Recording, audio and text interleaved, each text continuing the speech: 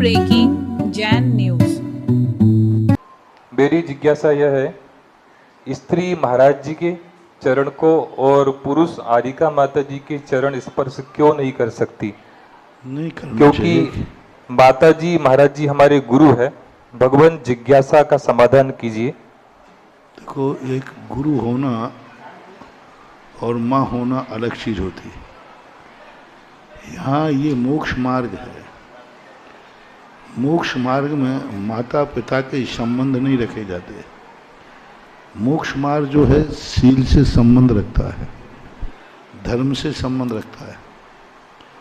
इसलिए आगम ने जो व्यवस्था बनाई है कि आरिका को, स्त्रियों को कम से कम 7 हाथ दूर रख करके वंदना करना चाहिए।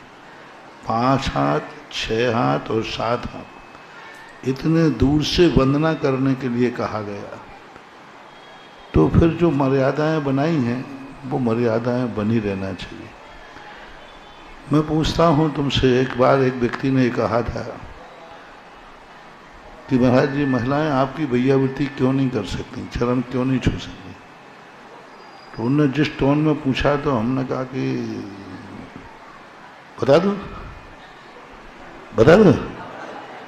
हमने कहा मुझे तो क्या बात है। वो मेरे मुंह से, महाराज जी क्या बोल रहे हैं आप? मैंने कहा कहीं मुझे तो कोई ऑब्जेक्शन नहीं है। अब महाराज जी देखो, अब ये हंसी हंसी नहीं सांची हो जाएगी। मैं अभी हाल अपनी पत्नी को बुला लूंगा। तो मैंने कहा तेरी पत्नी से डरता कौन है, मुझे क्यों धमका रहा है? बुला ले, बुला ले, मुझे क्या आपत्ति है? मुझे तो कोई आपत्ति नहीं। देखो महाराज जी देखो, पर बाद मत कहो ना। मैंने कि मैं तो जो बोलता हूं पहले भी वही बोल रहा हूं। तो मैंने कहा एक बात का जवाब दे देना। जब तुम कह रहे हो पुरुषों और स्त्री में भेद नहीं है, आप लोग महिलाओं को इसलिए नहीं करने देते हैं क्योंकि आप लोगों का वैराग्य कमजोर है। आपको लगता है कि महिलाएं करेंगे तो हमारा वैराग्य राग में बदल जाएगा, इसलिए आपकी दीक्षा कच्ची है, शिक्षा कच्ची है, इसलिए डर के कारण नहीं कराते हो। तो मैंने कहा कि ये तो डरपोक बना देगा, और शेर का भी डरता है क्या? अरे मैंने कहा आजा भाई मैदान में। अब तूने छेड़ ही दिया है। देखो मेरा सिद्धांत है कोई मुझे छेड़े नहीं, और छेड़ दिया तो फिर छोड़ूंगा नहीं। मैंने कहा जब ये बात है तो जान दो जो कुछ होना। पर मेरे एक प्रश्न का जवाब देना। जब स्त्री पुरुष में हम कोई भेद नहीं रखेंगे, हमारी दीक्षा कच्ची नहीं है, हमारी शिक्षा भी और मेरा गुरु भी कच्चा नहीं है, कोई फर्क नहीं पड़ा। हम स्त्री पुरुष का भेद मिटाना चाहते हैं। क्या स्त्री पुरुष का भेद? स्त्री ने छुए कि पुरुष ने दिए, क्या फर्क पड़ता है? ध्यान रखना, कटिंग करने वाले कहीं इतनी कटिंग नहीं निकाल दे व्हाट्सएप में। यदि मुझे आप बताएं, यदि आपकी पत्नी, आपकी बेटी, आपकी बहू, स्त्री पुरुष में कोई भेद नहीं है, ओके, 1 मिनट को मान लो, रात के 10 बजे एक जवान बच्चा, आपका बेटा या आपके समाज का बच्चा, महाराज जी के कमरे में से भैयावृत्ति करते हुए निकल सकता है कि नहीं? अकेला, ओके, होते ही निकलते ही।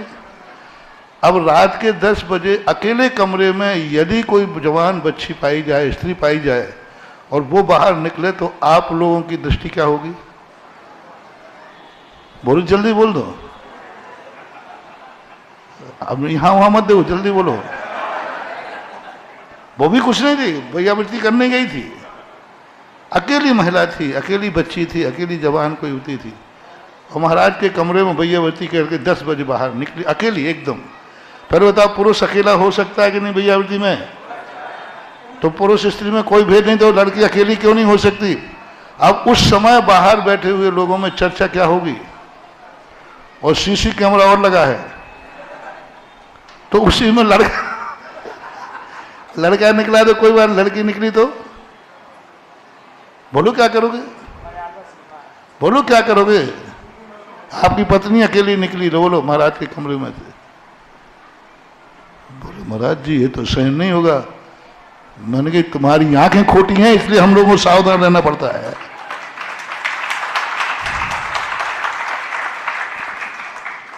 तुम लोग खोटी हो, उन्हीं से मैंने हाँ कहलवा दिया। बोलो यदि ऐसा हुआ तो भैया बेटी कर रही है, मान लो उसका पड़ला उसी समय गिरा, अकेली है, और उसी समय कोई आया तो गलत भाव से नहीं गिरा, गिर सकता है कि नहीं?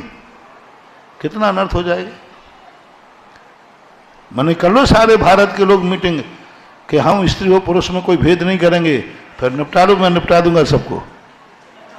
उन्होंने कहा नहीं महाराज ये तो गलत हो जाएगा, रात में स्त्री निकलेगी तो ये तो बहुत गलत हो जाएगा, पुरुष निकलेगा तो नहीं, वो कोई बात नहीं है।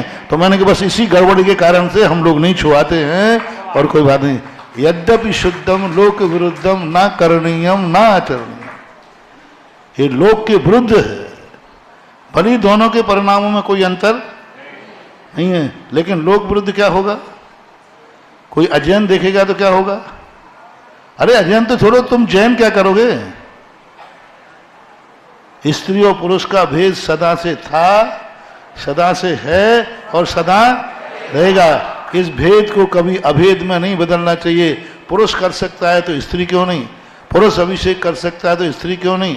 पुरुष पैर छू सकता है तो स्त्री क्यों नहीं? अरे भाई ये सब चीजें मर्यादा की हैं, क्योंकि जो लोग अपवाद की स्थितियां रहती हैं कदापि नहीं। इसलिए स्त्रियों को 7 हाथ दूर रखने कहा, क्योंकि दुनिया की दृष्टि एक समान और दुनिया अलग दृष्टि से देखती ही है। यहां तक हमारे शास्त्रों में आया, एक क्षुल्लक थे, एक क्षुल्लकानी थी, दोनों भाई बहन थे, सगे भाई बहन, और ऐसे ही बैठे थे, बातें कर रहे थे। लोगों ने अपवाद हुआ, देखो अकेले में बैठी हुई क्षुल्लक और क्षुल्लकानी बातें कर रहे हैं, काहे के साधु साध्वी है, और अपवाद उड़ा दिया। और जब पता चला तो वो क्या निकले? घर के सगे भाई बहन थे, मिल गए, बातें कर रहे थे। अरे लोगों की दृष्टि बुरी है रे, इसलिए बुरी दृष्टि करने वालों को मौका न मिल जाए, इसलिए हम थोड़ा छुआछूत की बीमारी है। हाँ, और ये स्पर्श दोष कोरोना से भी ज्यादा खतरनाक है।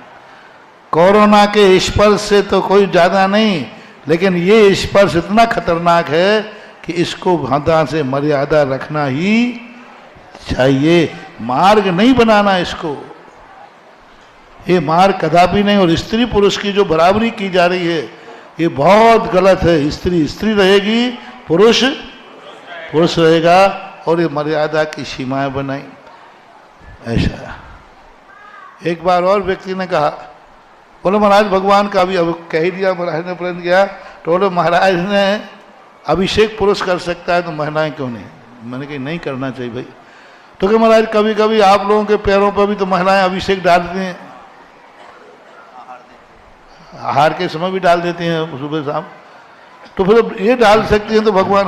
अरे मैंने कहा ये मामला गड़बड़ है। फिर मैंने सोचा, फिर मुझे इसका जवाब कहाँ मिला? पहले तो मैंने कहा कि बात तो सही है, नहीं करना। इसका जवाब मुझे एक दिन चौके में मिला कि चौके में जा रहे थे सब सास ससुर सब पड़गा करके, तो चौके में ससुर के पैरों पर पानी बहू ने डाल दिया। चौके अंदर जाते ना, तो ससुर वृद्ध थे बेचारे, तो और जेठ सब, तो एक बहू खड़ी थी वहाँ, तो उसने पानी डाल दिया। अरे मैंने कहा यही है, एक बहू जेठ के पैरों पर पानी डाल सकती है कि नहीं? बोलो जल्दी। ससुर को डाल सकती है कि नहीं? तो फिर बाथरूम में नहा भी सकती है। नहीं, ससुर साहब को नहा देवे ना, जेठ साहब को नहा देवे ना, लेकिन पैर पर डाल सकती है कि नहीं?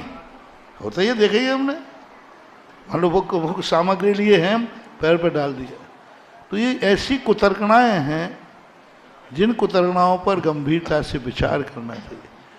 वैसा ही आज के समय अपवाद की स्थितियां ज़्यादा चल रही हैं, और ये स्पर्श दोष की यदि और छूट दे दी जाए तो फिर तो अपवादों का कोई अंत नहीं होगा, कदापि नहीं। मैं तो कहता हूँ कदापि इस प्रकार के पैर छूने के लिए ये मार्ग नहीं बनाना चाहिए।